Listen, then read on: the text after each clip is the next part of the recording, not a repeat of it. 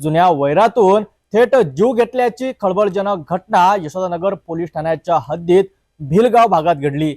धारदार चाकूने हल्ला करून 29 वर्षीय तरुणाचा थेट खून करण्यात आला आहे। ही घटना नागपूर शहरात पुन्हा एकदा वाढत्या गुन्हेगारीचे सावट स्पष्ट करत आहेत।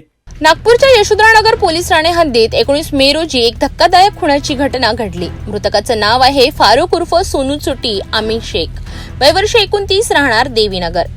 फिर्यादी मोहम्मद मुस्तफा उर्फ गोलू वर्ल्ड इसा अन्सारी याच्या माहितीनुसार मृतक फारुक आपल्या मित्रांसोबत भिलगाव येथील जिल्हा परिषद शाळेजवळ सिद्धांत चौधरी यांच्या गाईच्या गोठ्याजवळ बसला होता। त्याचवेळी आरोपी स्वप्नील सारंगपुरे आपल्या 5 ते 6 साथीदारांसह तेथे पोहोचला। दोघांमध्ये पूर्वीचा जुना वाद होताच। याच जुन्या वैमनस्यातून वादावादी सुरू झाली।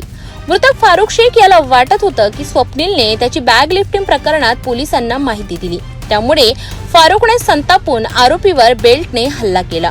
यावर संतप्त झालेल्या स्वप्नीलने जवळील धारदार चाकूने वार करत फारुकचा जागीच खून केला। या प्रकरणात पोलिसांनी भारतीय न्याय संहितेच्या कलम 103(1), 189(2), 190, 191(3) आणि BNS सह कलम 135 महाराष्ट्र पोलीस कायद्यानुसार गुन्हा नोंदविला आहे। घटनास्थळी मोठी गर्दी जमली होती आणि स्थानिकांमध्ये भीतीचं वातावरण निर्माण झालं।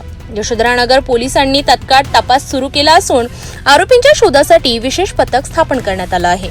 नागपूर शहरातील गुन्हेगारी वादातून पुन्हा एक जीव गमावल्याची ही दुर्दैवी घटना। जुन्या वैरातून घडलेला खून हे दाखवून देतो की वाद विकोपाला जात असल्यास काय होऊ शकतं। आरोपीचा शोध सुरू असून लवकरच पोलीस त्यांना अटक करतील अशी माहिती तपास अधिकाऱ्यांनी दिली आहे।